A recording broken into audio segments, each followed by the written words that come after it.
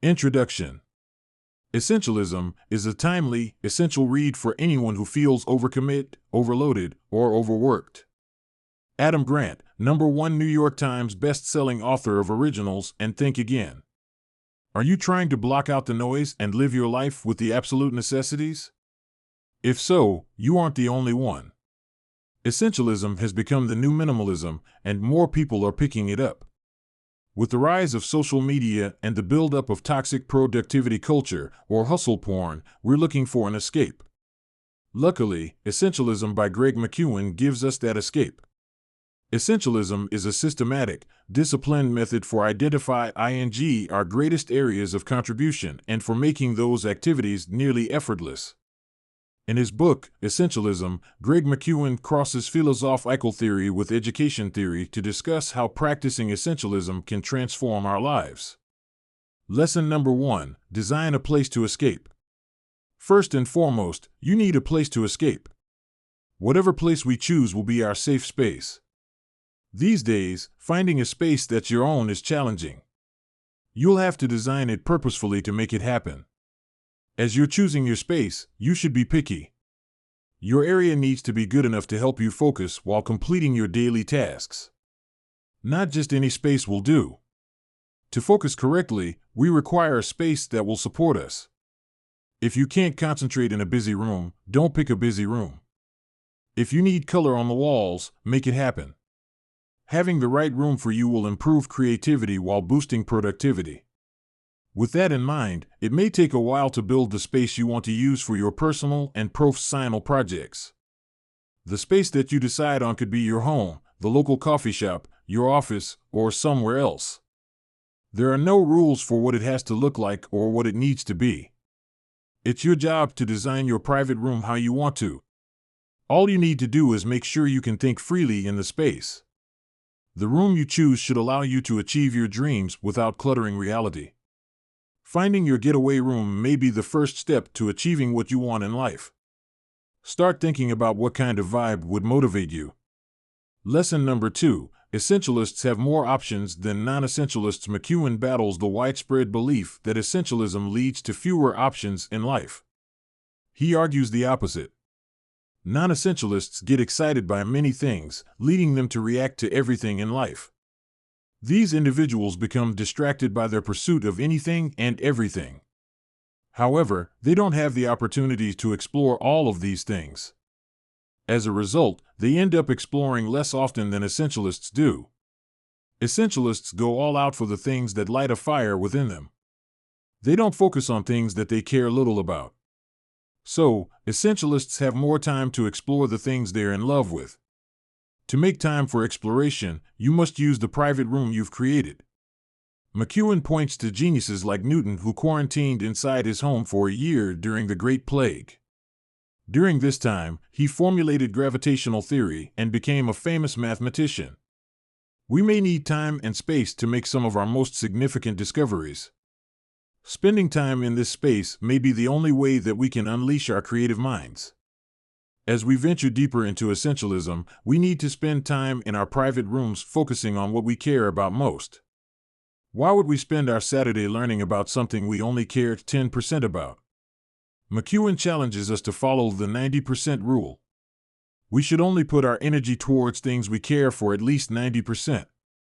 Only then can we become masters in what we want to know about. Lesson 3: If it isn't a clear yes, then it's a clear no. McKeown picks apart our decision-making processes. Like the rest of us, he knows how indecisive we can be. Often, we fall somewhere between yes and no on decisions we need to make. We want to avoid saying yes, but we don't want to rule it out either for fear of missing out altogether. We should stop this back and forth. We should decide whether to say yes or no, unequivocally. We can't keep deciding on things half-heartedly. We're either in or out. There's no in-between with essentialism. If you aren't saying yes, you're saying no. It's that simple. We should also reconstruct the way we approach our decisions. Others may tempt us to say yes to everything if we have to decide on one answer. Ask yourself these questions: what am I deeply passionate about? What taps into my talent? What meets a significant need in the world? Applying more rigid criteria to our decision-making process will make it more likely for us to pick higher-level choices. If we challenge how we think about a question, we're more likely to get a straight answer. If someone asks you to do something you're not interested in, your answer should be no. If someone asks you to do something that doesn't fit your talents, the answer should be no. Looking at things through a binary lens can help you decide faster. It also frees up time for things that matter to you. Lesson number 4, define your purpose in life. Our life purpose seems to be the main plot for every self-help book out there. But that's because it's the most important thing you can do to help yourself discover who you are. Find your life purpose so you can work on that one thing. If you know that there's one thing for you to do, why would you work on anything but that one thing for the rest of your life? Many people find it helpful to create a mission statement for their lives. It may take a while to make, but this mission statement can help guide your decisions. For example, your mission statement may be to help people live their lives to the max. With this mission in mind, you can decide what is and isn't worth your time. If you're following this mission statement and someone wants you to help them start a soda company, you may find that this doesn't align with your goals. So, you'd say no to the opportunity and keep moving until the right opportunity comes along. As you're practicing decision-making this way, you may find that you're saying no more often than yes, but that's the point. You want to minimize the number of things you're focusing on, so you can give more energy to a smaller list of things. Putting 10 items on your plate instead of 40 can make a big difference. You'll be able to give more of yourself to the things that matter. Lesson number 5, become a CEO of your life. McKeown asks you to become a CEO, but he isn't talking about hitting your own business unless that's your end goal in life. Quoting Jack Dorsey, the co-founder of Twitter, he asks us to become chief editing officers in our own lives. Chief editing officers are constantly assessing situations, cutting out unnecessary junk, and focusing on things that make sense. Only a few things really matter. I can do anything but not everything. Greg McKeown, that's what you have to do in your life. While discussing chief editing officers, McKeown's business background comes out. Quoting Jack Dorsey, the founder and former CEO of Twitter, he says that the primary job of a CEO in business is to be a chief editing officer. First, CEOs must consider trade-offs and what each would mean for an organization. We must think about potential exchanges and how they would better or worsen our lives. Often, we ignore these trade-offs. We don't think about how making other decisions may positively affect our lives. Imagine if a business did this. Ignoring trade-offs could be detrimental and perhaps deadly for any business. Essentialists see trade-offs as an inherent part of life, not as an inherently negative part of life. Instead of asking, "What do I have to give up?" they ask, "What do I want to go big on?" The cumulative impact of this small change in thinking can be profound. Greg McKeown, as essentialists, we have to consider trade-offs constantly. We're aiming to maximize our lives using our interests. So, we have to consider what we want to give up to accommodate those interests in our lives. Second, we must be ready to pivot our direction as new obstacles present themselves. If we're planning to meet goal A, we might have 4 smaller goals to accompany it. But what happens if one of those goals falls through? In the proper CEO way, we need to remove or revise it and then keep moving. This life editing is a natural part of essentialism. We must get used to cutting, revising, and correcting throughout our lives. Lesson number 6, get enough sleep. Getting enough sleep may seem out of the blue, but McKeown drives this point home more than once. Sleep is essential to essentialism. Sleep is the dividing factor between talented people who do and don't get the work done. If you aren't getting enough sleep, you are unlikely to be as productive as you want to be. Whether we get all of our sleep at night or break up our rest into 2 long naps, we need to get enough deep sleep to help us drive ourselves through the day. Getting enough sleep isn't just about getting 7 to 9 hours a night.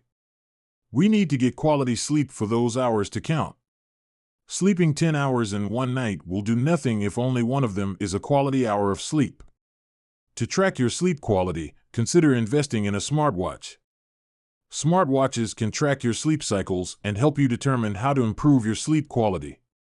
These watches and their accompanying sleep apps can look at your heart rate drop, deep sleep, total sleep, restlessness, and more. Having this data can help us determine how to enhance our sleep in the future. You may need to sleep earlier, sleep in later, try a nightly routine, or keep your phones away from your beds. The next time you think about your daily routines, add enough sleep to your schedule. Lesson number 7, make a daily routine. Essentialism is about everyday progress. It's the small steps that lead toward significant differences. We have to be patient enough to wait for the improvement to happen. The only thing that matters is that you're making forward progress towards the things you want to do. No one said that we have to finish our entire to-do list today. Essentialists design daily routines that yield more significant results in a shorter time. They still work as hard as others, but deliver better results. Between their motivation and time management, essentialists can do more than non-essentialists. To discern what is truly essential, we need space to think, time to look and listen, permission to play, wisdom to sleep, and the discipline to apply highly selective criteria to the choices we make. Greg McKeown. As you're creating your daily routine, you may run into a problem here or there. If this happens, it's time to pivot. When we run into roadblocks, it's a sign that something isn't working. These obstacles may mean we need to shift our focus to something else or change how we view the problem. If you're scheduling your work time in the morning and you're too tired to get anything done, you may need to reschedule for the evening. Or you may need to evaluate your sleep patterns. If you're scheduling family time in the morning but aren't available because you're so tired from the night before, shift your time to give yourself positive time for both things. For most people, daily routines shift with the day of the week, the season of the year, or the time of life they're in. It's likely that we're going to have to make these shifts, too. That's okay. Living as essentialists gives us the flexibility we need to make these changes. As long as we're focusing on the things that light our fire, we're doing right by ourselves.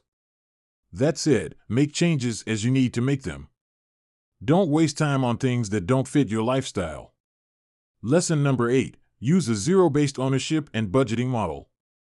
The zero-based ownership and budgeting model is an essentialist way to look at how we do things. It's another way McKeown brings his business experience into essentialism. Think about things that you might not have done. Ask yourself this question: if you didn't already spend time on a relationship, would you restart that relationship today? This zero-based approach can help us determine whether we're spending our time, money, and effort on the right things. Look around your house. If you didn't spend money on certain items, would you still have them? Look around at your life. If you didn't spend time with certain people, would you still keep in touch with them? Look around at your job. If you didn't spend energy on a project, would you still continue working on it? The killer question: if I didn't already own this, how much would I spend to buy it? Greg McKeown. It may be tough to remove our emotional involvement from items, relationships, and projects, but it's important. It can help us clean up our lives and focus on what matters most. We shouldn't keep diverting attention to where our focus isn't meant to be. If we fill our lives with these unnecessary things, we're cluttering our minds and souls. Moving forward, we have to consume intentionally and analyze our lives with clarity. The zero-based ownership and budgeting model empowers us to look deeper into our lives and keep only what's meant to be there. Lesson number 9, set clear boundaries. To practice essentialism, we need clear boundaries. How are we going to remove things from our lives if we aren't willing to set boundaries around our wants? It's critical to note that setting these boundaries does not make us egoists or individualists. Rather, they make us respectable and help us regain power over our own lives. Unfortunately, saying no is a weak spot for many of us. Prior generations have taught us to do what's expected and to let no one down. While it's great to help people out, it's not so great if that detracts from our lives. Setting boundaries is a fairly new thing for our generation. So, it's not surprising that you may not understand how to do so. Setting clear boundaries is the only way to liberate yourself from things that don't fulfill your life. If there's someone who always expects you to be available for them, it's time to put an end to it. You deserve more than being bossed around by someone else. If you don't prioritize your life, someone else will. Greg McKeown. Set clear boundaries ahead of such situations. If you know what your boundaries are ahead of time, you can choose your answer ahead of the request. For example, let's say that one of your boundaries is that you don't work outside the hours of 8 a.m. to 5 p.m. Monday through Friday. If someone asks you to commit to a work activity on the weekend, your answer is no. The more you enforce these boundaries, the more confident you'll feel in standing up for the things you care about. Lesson number 10, do fewer things better. The number one lesson that we should learn after reading Essentialism is that we need to do fewer things better. This means that we should focus on a select number of things rather than trying to do everything at once. Essentialism is not about how to get more things done, it's about how to get the right things done. It doesn't mean just doing less for the sake of less either. It is about making the wisest possible investment of your time and energy in order to operate at our highest point of contribution by doing only what is essential. Greg McKeown. Think about your professional life. How many projects are you trying to take on at once? How many people depend on you to get these projects done, and how are you committing 100% to each of these projects? If you're taking on too much, it's likely that you're unable to give enough of yourself to anything. Sometimes what you don't do is just as important as what you do. Greg McKeown. You're likely making things up as you go along, hoping that everything will figure itself out. Now, think about your personal life. How many obligations do you have with your family and friends? What events are you planning to go to, and what things do you need to get done before those events? Between your professional life and your personal life, it's likely that you're stretching yourself too thin. We simply can't do and be everything to everyone. That's where essentialism comes in. This mindset and lifestyle give us a way to boil things down to what we want to focus on. Rather than becoming overwhelmed by the 20 things that we're trying to get done, we can live to the fullest by working on our 5 favorite things. These are the things that give us life and purpose. The reality is, saying yes to any opportunity by definition requires saying no to several others. Greg McKeown. You'll also find that your outcomes become a lot better with an essentialist perspective. You're able to get the more important things done at a higher quality. Final book summary and review of Essentialism. You now know all there is to know about the Essentialism philosophy. Essentialism by Greg McKeown describes a systematic discus plane that can help us determine where we can contribute the most throughout our lives. By focusing on the things that we care about, we can make our lives more fulfilled and productive. Since we care significantly more about the things we're channeling our energy towards, we're more likely to complete related tasks almost effortlessly. If you're looking to simplify your life and cut out all the extra noise, Essentialism is a must-read. Thanks for watching. Don't forget to subscribe, and if you would like a free copy of the full audiobook, click the link in the description.